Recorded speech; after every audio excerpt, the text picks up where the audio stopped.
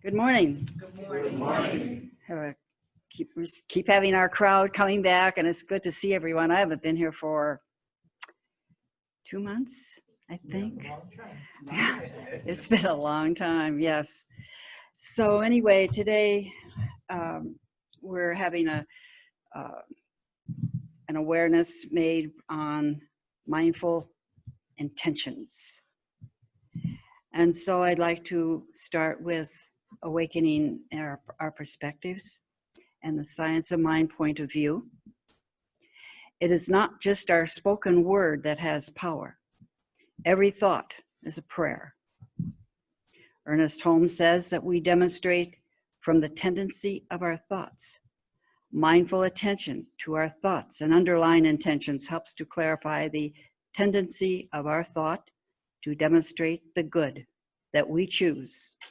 Man's thought is creative because his thought is God power flowing through his individualized will and imagination. Ernest Holmes, Living the Science of Mind. You get what you intend to create by being in harmony with the power of intention, which is responsible for all of creation. That was by Wayne Dyer from The Power of Intention. So let's close our eyes just for a minute and have the invocation. We know you, God. We know that you are the power that inspires each and every one of us, our individualized beings of you. We know that this power is ours to use, and we have not used it to the fullest extent that we could. We are still learning. We are still in progress.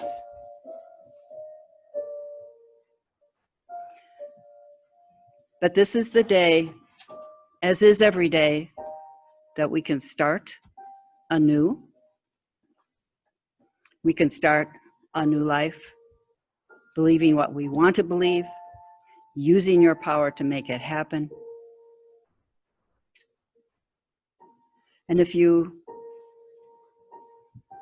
these words resonate with anyone within my hearing, I just say, and so it is.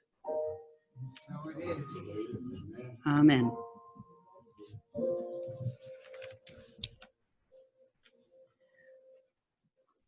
Reverend June, you've got the mic now.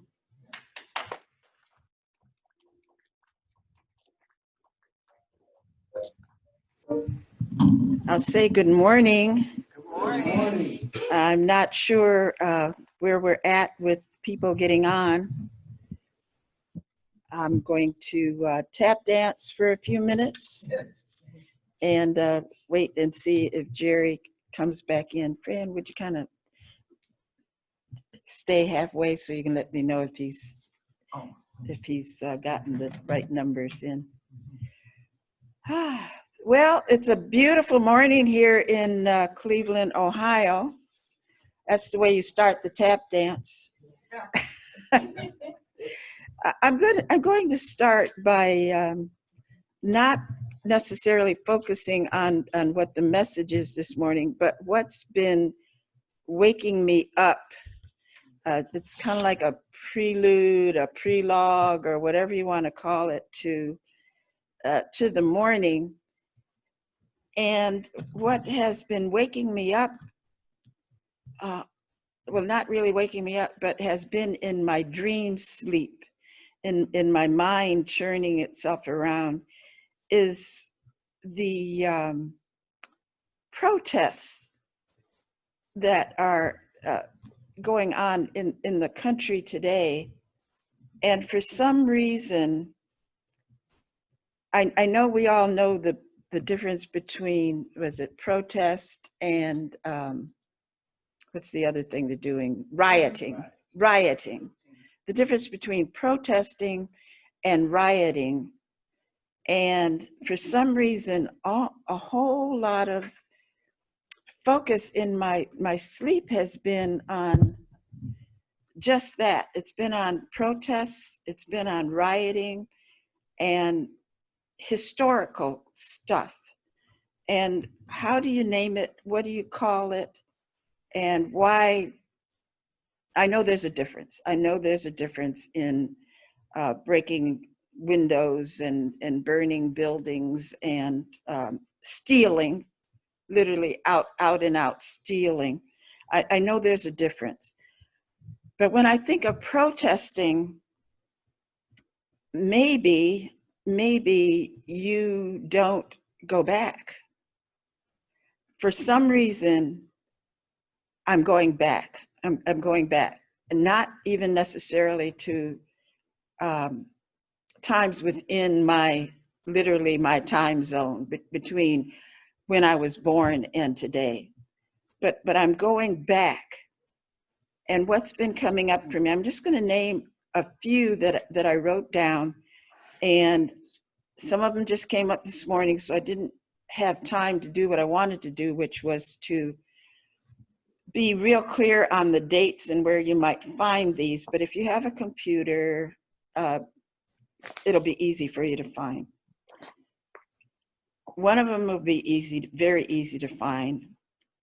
And women's suffrage. Now, it was a protest. We now have the right to vote. I say we, women, have the right to vote. The Boston Tea Party. Now that was way back, and that goes back probably to my 8th grade history lessons, where they weren't looting, or were they? They were breaking up boxes of tea and throwing them in the ocean. But they were protesting something to send a message to England. They being the early settlers here in the United States. The gay rights protest, Stonewall. If you don't know what Stonewall is, it was what they call a riot, where the police literally attacked a bar, a group, which were primarily gay and lesbian persons, and a protest began. And that's where this flag was born from. And they too have progressed. The women have progressed. The United States has progressed. The Freedom Riders of the South, so to speak, or it was in the South. Are we on now? Mm-hmm. Okay, we're on now, so I'm going to make this real quick and finish up. If you ever saw the movie, let's see, Gangs of New York, it's about the police and the fight between some Irish and other Irish, and they were against everybody. They were against any other race, but there was a revolt and a riot. That was called a riot. There was the Zoot Suit.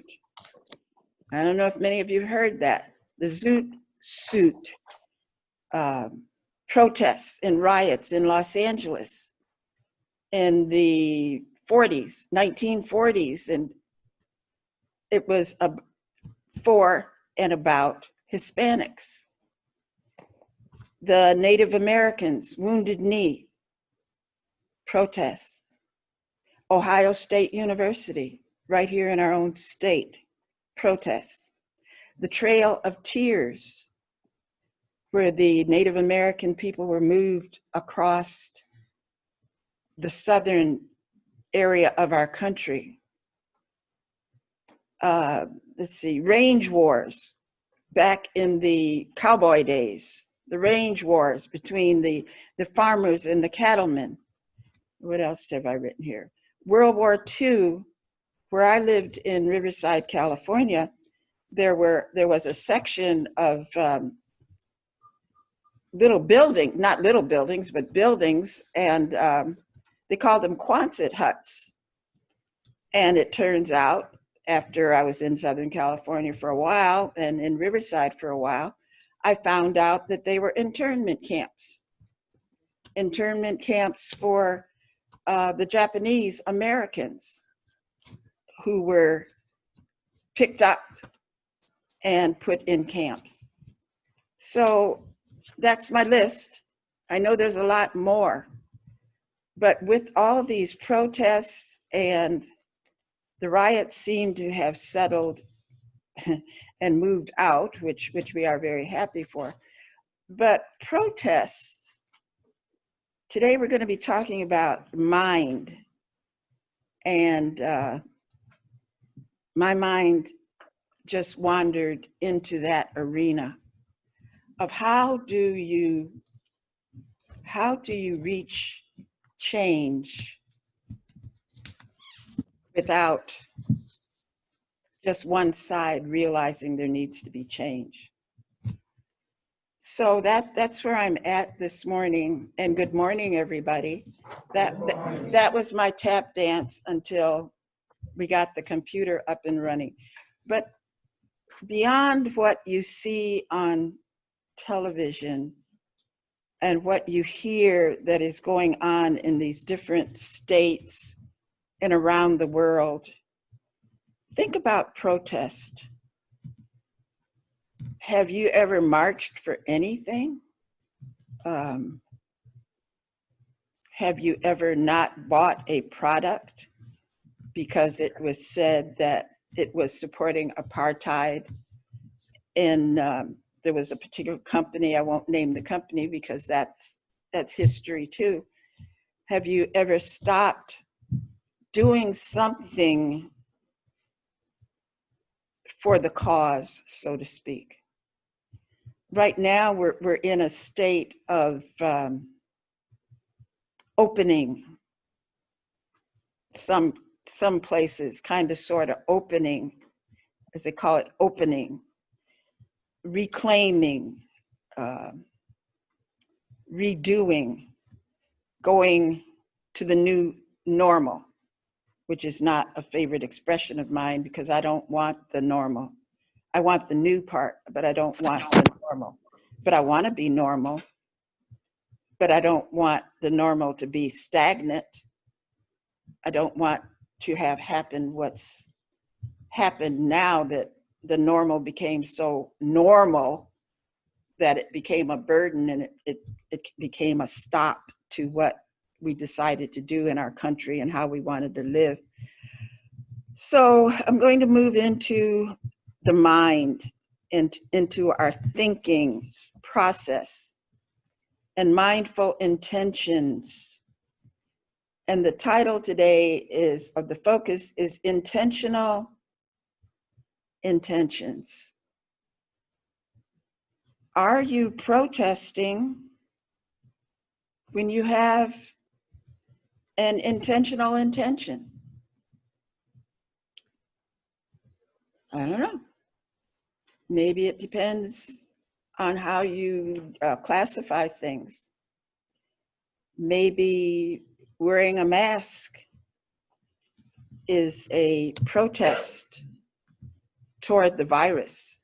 It's invisible, but maybe that's a visible sign that we have to use to say, I'm against catching a virus.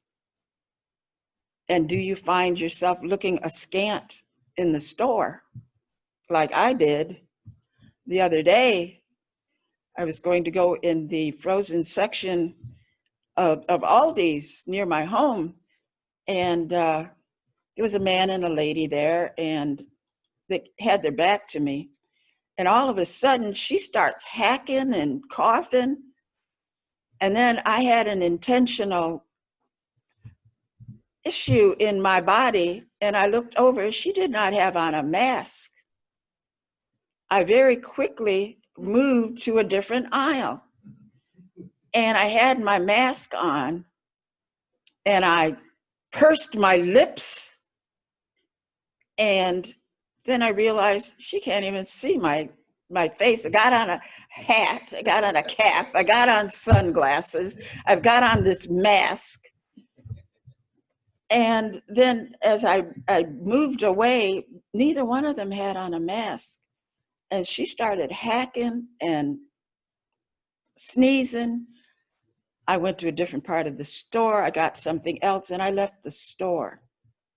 So my intentional intention was to move away from that situation. That was my protest to the store getting more money from me. Didn't affect that lady not having on a mask, but I sure felt better. So just in everyday life, we've got to have intentions, and they've got to be intentional. And you've got to follow through on them. Just don't speak of something, think of something, and then not follow through on it as a something that you want to do. I guess I want to say, if you have an intention, then carry it out.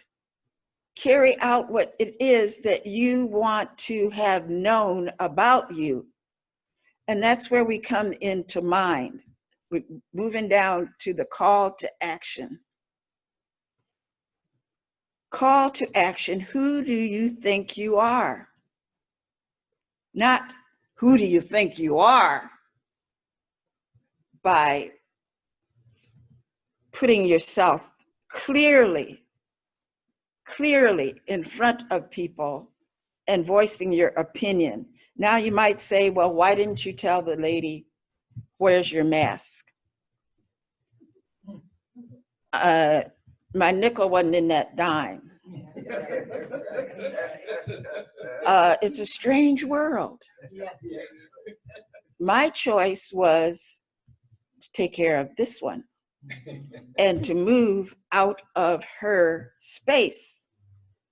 Her distance of coughing or sneezing, I didn't have a scientific measure, but I felt like 3 aisles over was going to do it.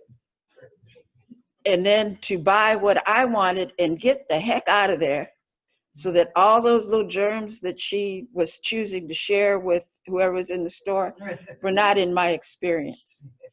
But to say something to her, I don't know.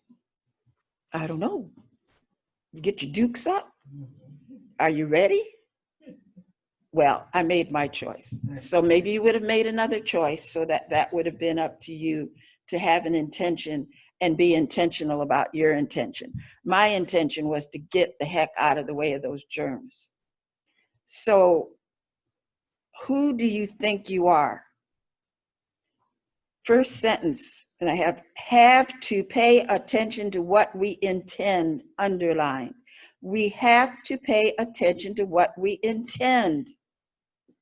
Do you intend to be an observer of the scientific information today that says if you are in a store, if you are in group of X number of people, that you are going to be sharing dialogue, or you're going to be singing, or whatever it is, that you wear a mask?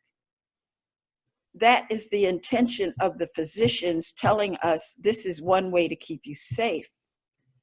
Are you following the intention of somebody else? Or are you like some people? I'm not going to do that. I don't care what they say. If that's their intention and they are following through on their intention,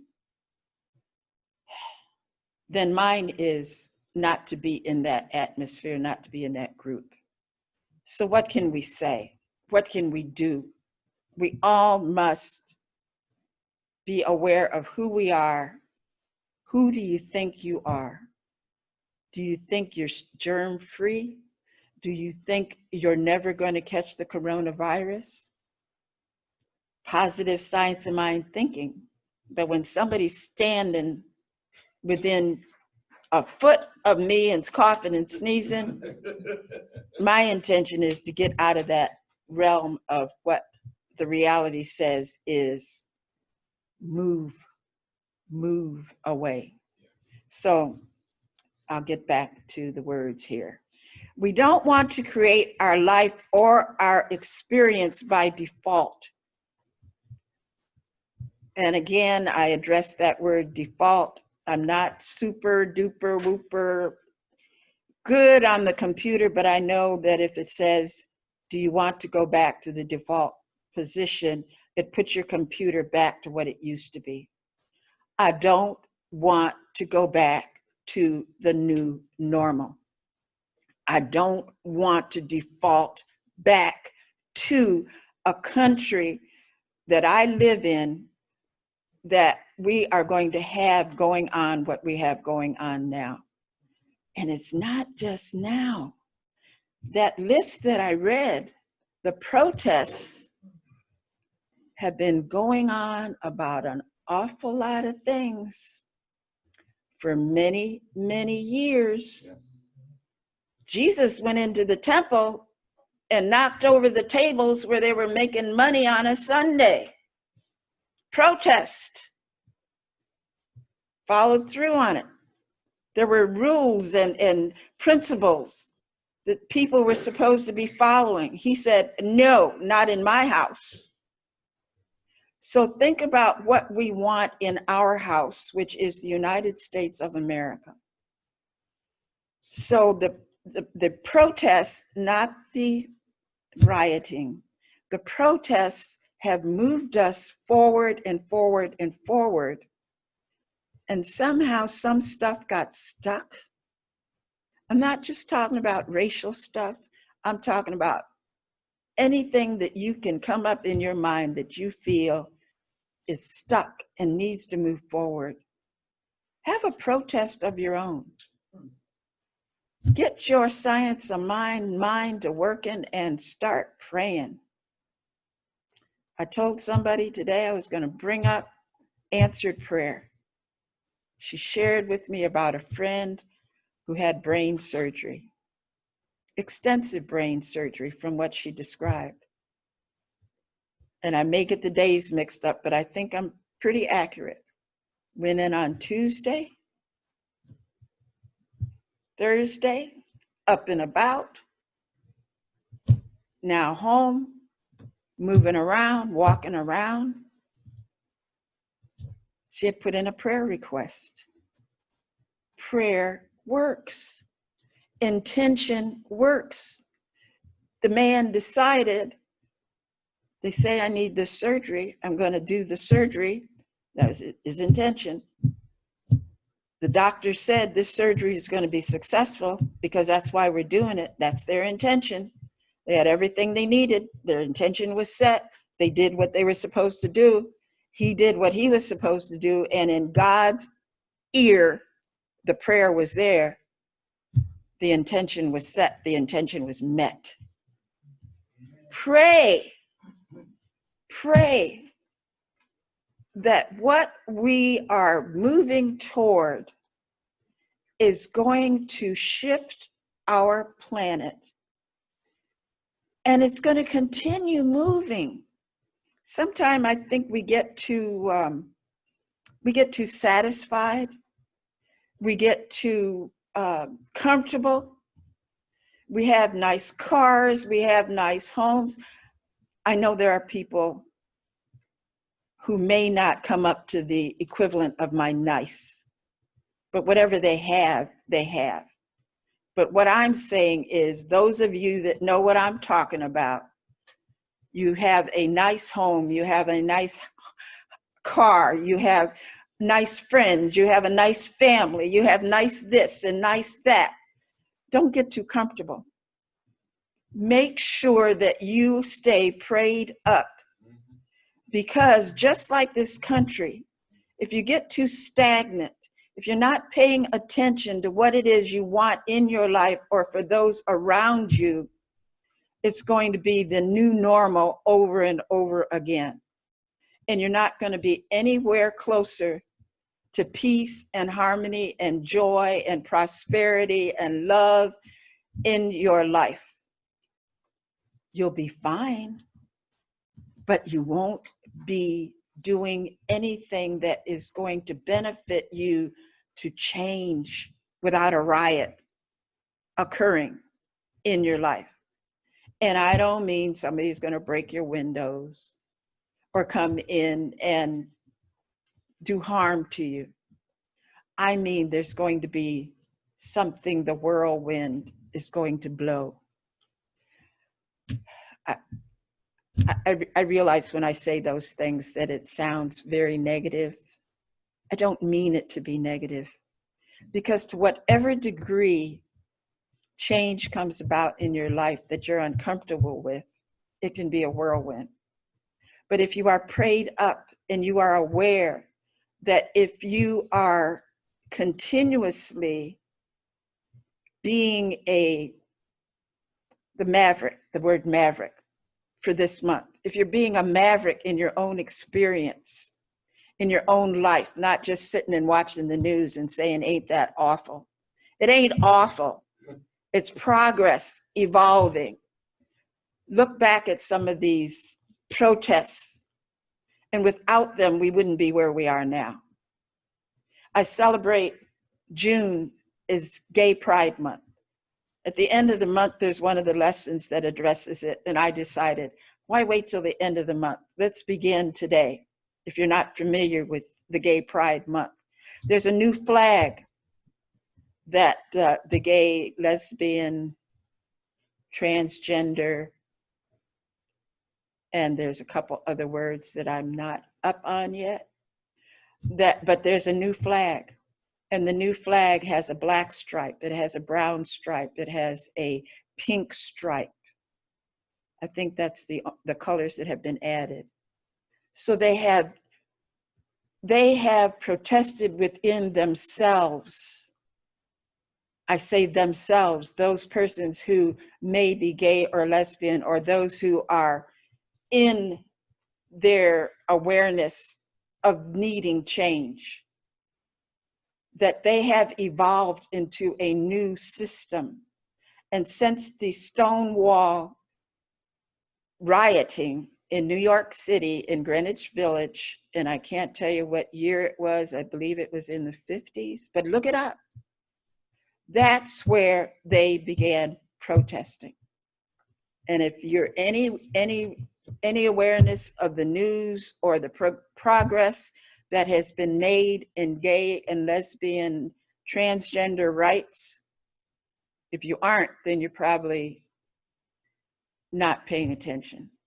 But think, that's what I want us to do today, is think about all the movement that has happened just in your own life, because you were a maverick enough to think about changing it, to move forward, not to have the new normal.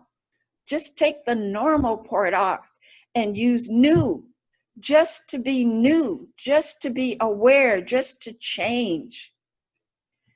Normal's fine, but what is normal? Depends on if there's more than one of you that's deciding. Two or more, where there are two or more gathered, one's going to have one opinion, another one might have another one. Does that make one of them not normal? No, it does not. Our intentions need to be nurtured with awareness, with faith, and with practice.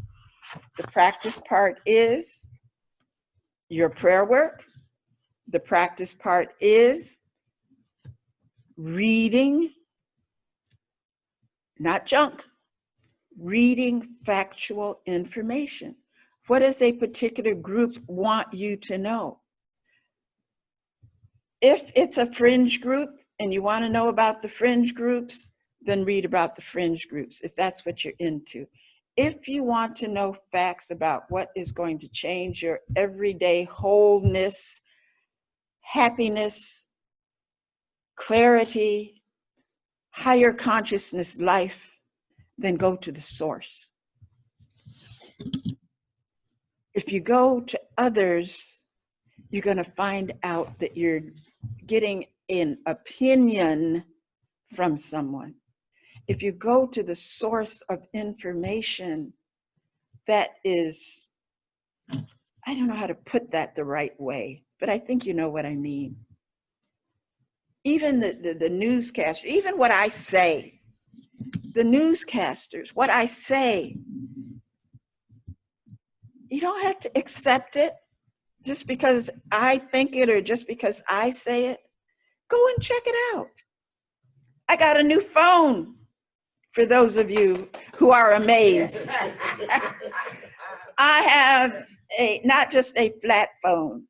I have a phone that I can now text on that has one letter at a time on the little tabs. So those of you that know what my other one was, you understand. I was frustrated. I was sick of doing and going back and doing and going back. Who could change that? You know, I talk about simple things sometimes. I really do. But I'm simple. I'm a person who is not simple-minded, but simple. And my world is so harmonious and so peaceful and so simple that I don't need a telephone complicating my life. So I took the initiative to use my mind and make myself more comfortable. So we're going to move over, turn the page over, flip the little slip over here. Who do you know who you think you are? Susie sent me a note. She said, look at the highlighted words. Who do you know who you think you are? I looked at it and I sent the note back. No, keep it the same. Now I'm not sure what it means.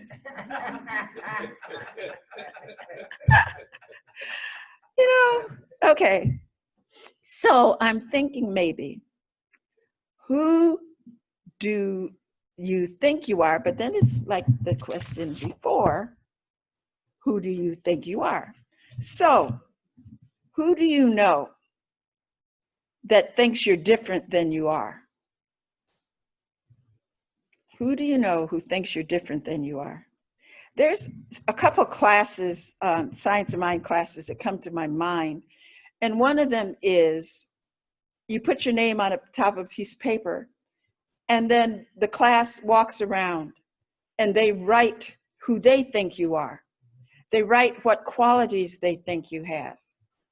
And then everybody sits down and we all look at our paper, and almost to a person you hear, that's not me.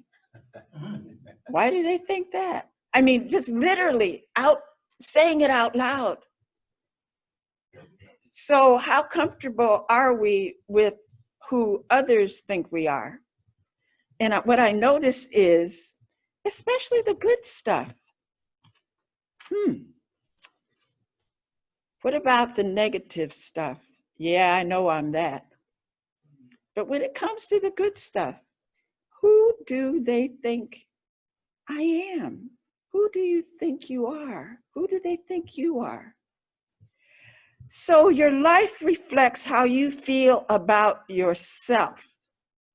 So if enough people can put down positive comments about yourself and you don't believe them, you better call a practitioner.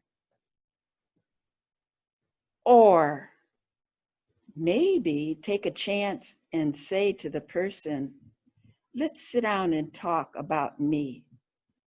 I'm just going to listen. You tell me who you think I am. And I'm going to keep my mouth shut, as hard as it is to do that. And I'm going to absorb that. And I'm not going to answer you back. I'm not going to question. I'm just going to absorb it. And then you take it in and not quickly throw out the words that you feel are negative, and just absorb all the happy, happy, happy thoughts. Maybe the happy, happy, happy thoughts, a few of those you might want to toss out because they may make you too happy, happy. But look at yourself, look how others feel about you and think about you. Proverbs says, for as he thinks in his heart, so is he. So if your heart is showing this positive way of who you are and you're not recognizing it, How come? Because it's showing up to others. It's a part of you. It's a part of who you truly are. You can find out who you think you are by taking a look at the life you live. An honest look at how you live. By the people you surround yourself with. I don't think very many of us are in high school anymore, and we want to be with the in crowd anymore. So we leave some of our preferences behind and we go along with the herd, and we live the way the herd lives. I don't think there's too many of us that are in that 16-year-old mindset anymore. So the life that you are choosing for yourself is your intention. So be intentional about it. Be safe. Be in a loving group. Be in a kind group. Be in a compassionate group. Look at beautiful things. Read beautiful stories. Look at movies that make you cry for whatever reason, so that you can feel better because you let out all that energy that's been built up these last couple of weeks, and you're just holding your breath and you're getting indigestion and all that kind of stuff. Let it out. I'd go watch Bambi because it always makes me cry. Do something. Eat a 4x4 from 31 flavors with different flavor syrups and whipped cream and nuts. And when she asked, do you want the cherry on the top? Of course. Why would you leave the cherry off? You know, do something. Buy a hat. Buy a shirt. Buy a tie. Buy something for yourself. Do something for yourself. Do the protest through fun stuff, to enlighten your world, to have your intentions be so high that you become high on the consciousness of who you are. Moving down to the next section. What are you using your mind for? I gotta hurry up here. The power that creates exists before we use it. It's there. God expressing in as through you. One of the most refined, defined examples of life is God. How much more right can you be? What qualities of God do you want to give away? Because you know when you give them away, you're going to get more, and you're going to understand more, and you're going to be happier. You're going to be using your protest to make yourself a divine expression of God. And when you walk into a room, you're going to be so straight and you're going to be so lit. I know what lit means. I do. You're going to be so lit that this harmony and this passion and this joy and this love is just going to shine forth from you. And as it goes from you, it's going to touch somebody. And that somebody you may never know.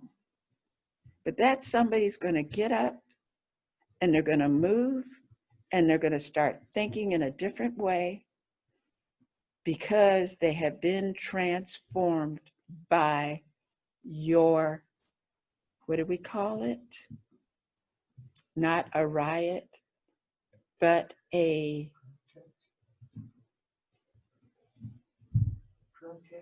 protest.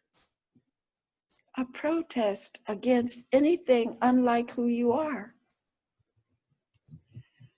So on page 300, what are you using your mind for? The second paragraph. We should approach the law normally and naturally and with a sense of ease. There is nothing peculiar or weird about it. It is a natural law. Law is capitalized. That means God working in a normal way and must be thought of in this light. And when I read normal there, I'm not saying that you're stuck. I'm saying that you're evolving and evolving and evolving as spiritual essence and truth. We should come to consider the law, God, and the spirit, God, as friends and think of them as such. In this way, we shall gradually go from good to more good. Or if you want to say from good to gooder, it's okay. You say it however you want to say it. Good to gooder. And from peace to greater peace. This is the natural unfoldment of reality, capital R, which means God, through man. We should, these three words are in capital letters. We should expect the best. Why not? We're pretty used to expecting the worst. I say that very clearly because I do believe a lot of people do. We should expect the best and so live that the best may become a part of our experience. That's how you shift a new normal. That's how you protest whatever it is that is in your way to becoming more and more. Use your mind. Use your mind. Use your own mind. Use the mind of, we have Wayne Dyer quoting today. We have Ernest Holmes. We have Henry David Thoreau. We have the Bible. We have all kind of writers. Go and read Soul on Ice. There's a passage in there that in the book that I used to have, it was marked, and it makes me think of the protest. And there's a section in there of a black male, and he's riding with his wife in a car, and he's a dude. He's a proud man, and he's riding in a car, and then he's stopped by a police officer.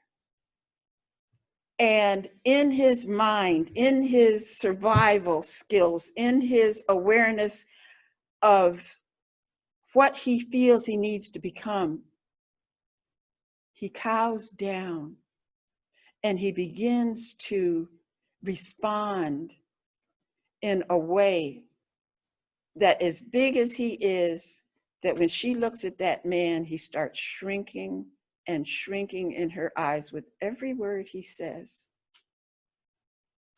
unable to protest, unable to sit safely in a car and protest and respond. Can't remember how old that book is when it was written,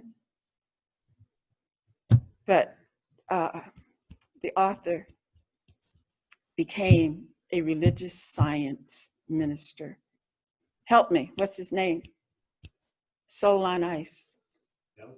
Eldridge Cleaver, thank you, Gilbert. Eldridge Cleaver. Some of you know his name, connected with some stuff. That was his stuff at that time. He became a religious science minister. I saw him speak in California at a conference, at a religious science conference. He was signing and giving away posters of his picture when he was in jail. That's a proud history. You can be whatever your mind decides you can be. The picture says one thing. The man before us, as he spoke, was another. The man in this example of being in the car was one thing to his wife before he was stopped. And he did not have the consciousness or the prayer within to protest and still sit up straight and answer the questions that maybe he wished he could. So that's a long time ago. And life has moved. But I'm going to go ahead and move on. And this quote, "What are you using your mind for?" is from the Living the Science of Mind. So please reference that. Reference page 300 in the textbook, the second paragraph to that point. Moving down to the next paragraph. Use your mind, not use. Oh, I'm still on use. Your mind is the most powerful instrument in the universe. Your mind.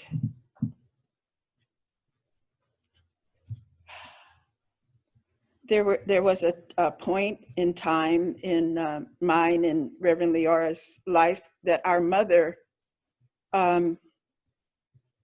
she had a mind, but it became a mind that was, but there's a word for it, dementia, Alzheimer's, 2 words for it. But she still had a mind. She was very interesting within that mind. There's a factor, there's a consciousness that we all need to develop, and that is patience. And she used that mind for us to develop the nth degree of patience that we could muster. We learned our lessons about patience with her. She was still mama, but our patience had to be a newness. And what was her normal, that's the patience that we had to move into. We had to use our minds to be able to understand her mind. And that's just an example of, for me, what it is to protest. You have to move into your mind. What is it that you would like to see shift and change in this world today? How are you going to be intentional in creating those changes? Are you going to send prayer to the marchers? Or are you going to say, those people need to be at home sitting down? You know, either way, be intentional about it, be honest about it, be clear about it. I bird walked off, so I'm going to give you some reference pages to look at. So your mind is the most powerful instrument in the universe. Use it. Use it for peace. Use it to, there's 2 words that are highlighted. I'm going to read this sentence. You get to write, W-R-I-T-E, and then I put R-I-G-H-T, or rewrite, R-E-W-R-I-T-E, or rewrite, R-E-I-G-H-T, your own story. Have an intention. Be intentional about who you are. Don't say, well, I'm X years old or whatever. I don't want to hear it. I don't want to hear it. I knew Mother Carrie, Laverne's mom, who honored us to be 103, 104, 104. If you wanted to hear some wisdom and feel some love, you ought to have been here with us, with her. There's no limits. No limits to what we can do. No limits to what we can be, who we can be, how we can be, the consciousness that we can have. So I'm going to stop there, and I'm going to go into spiritual mind treatment. And we have 3 practitioners with us today. And They're going to come up and go into your own heart. Go into your own mind. Let's do this a little differently today. Let's go into our conscious mind, and we're going to decide, what is it that I can protest about that's going to shift and change this world? I say this world because your individual world is this world. Whatever it is, know that when you speak your truth, you are God expressing. You are one with the universal allness, the peace, the joy, the harmony, the love, the prosperity, the awareness, the thinking mind, the oneness of all of us. And because we are one with the all-encompassing God, the all-knowing God, the all-willing God, that we can speak our heart, we can speak our mind, whether you speak it out loud and you're alone, whether you speak it into a tape recorder so that you can play it over and over again, you write it down and read it over and over again if you must. Speak your word. God is here within you. You talk to everybody else. Speak to God. Speak God to God. And I literally mean God to God. And know what it is that is your protest, and accept it as a truth that is already your truth, that's showing up in your life as your truth. Bless and know that your mind, your beautiful mind, is within you, and it is God's mind. And I bless each and every person who is committed to walk, committed to stand, committed to raise a flag, committed to be within. If you are in your own home and you are choosing not to stray from your home, your consciousness is with you, and your consciousness invades into the rest of the world's space. Know who you are, and that is a divine emanation of God. Love yourself, love one another. And that's probably enough. I'm sure it's enough. It's what it is, it's who we are. And I give thanks for this awareness this morning, this day, this June 15th. And before we meet again, as we are celebrating diversity this month, there is a pride flag that you may want to look up and see what the new one looks like. You may want to recognize this one when you see it. It's what it is. It's the flag that you see before you. If you know someone who recognizes this flag and is maybe having a little problem expressing that as the truth of their life, just let them know you love them. That might be a new purpose, a new normal, I don't know. But let's join together in heart to heart, prayer to prayer, peacefulness to peacefulness, and bless this day, bless the unfoldment of the minds of the people who are governing us and around the world. We're all in this together. And knowing that is the truth, let us say together, and so it is. Amen. And amen and amen. So we're going to have our tithes and offerings. We started a little bit late because of our adjustment to getting on the website. So Gilbert, if you would play something short and sweet.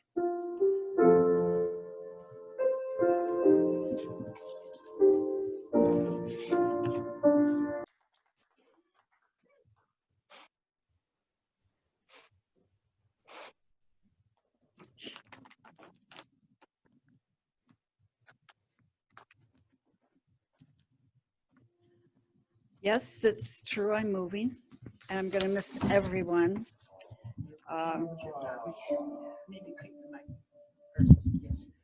My grandchildren decided it was time to be closer to them, and they don't live around here. So I've had a very interesting experience this month because my granddaughter came up to help me move, and my moving consisted of really emptying a storage locker that I had. And so finally we got down to the cards and letters from people I've known, you know, a collection of 40, 50 years worth of cards. And I said, well, I wanted to leave them because when you look through them, you'll know that, you know, how much people thought of me. She said, we don't need cards. We already know that. So it got me thinking, though, and it made me think that maybe it made me think to the point where I actually had a change of mind experience. And I said to myself, well, since I am all this, what other people think,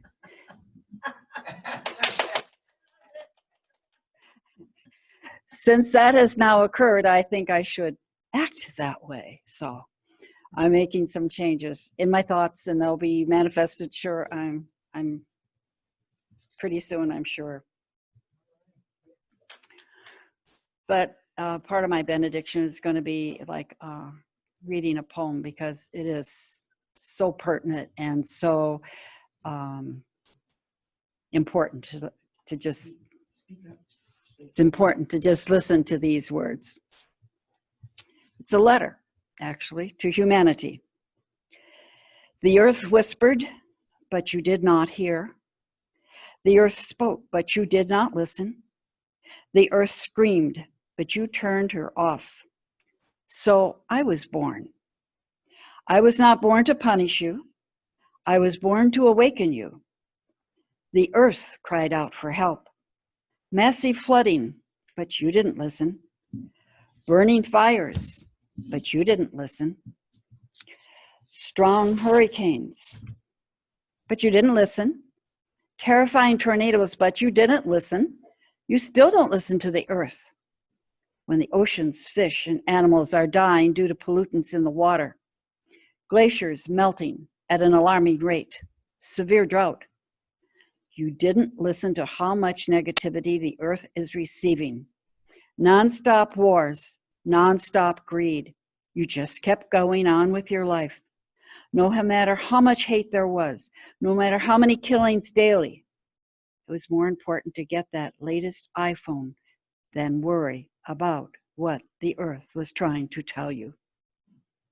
But now I am here, and I've made the world stop in its tracks. I've made you finally listen. I've made you take refuge. I've made you stop thinking about the materialistic things. Now you are like the earth. You are only worried about your survival. How does that feel? I give you fever as the fires burn on earth.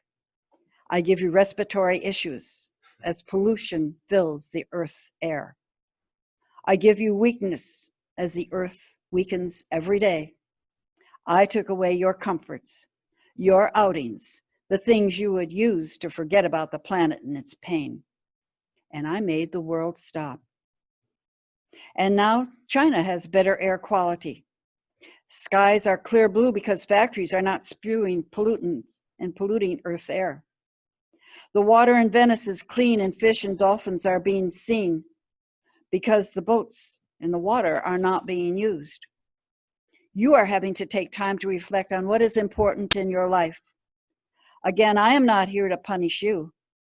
I am here to awaken you. When all this is over and I am gone, please remember these moments. Listen to the earth. Listen to your soul. Stop polluting the earth. Stop fighting among each other. Stop caring about materialistic things and start loving your neighbors. Start caring about the earth and all its creations, because next time I may come back even stronger. Signed, the coronavirus.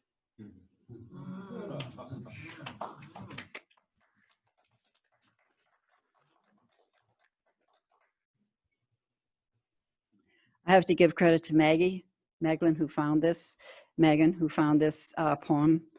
And she shared it with Lynette, and Lynette shared it with me, and I said, I've got to read it to everyone. So, Amen.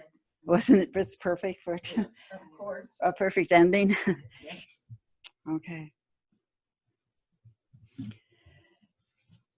So remember, be strong and courageous. Do not be afraid or discouraged, for the Lord your God will be with you wherever you go. And so it is. So it is. Amen.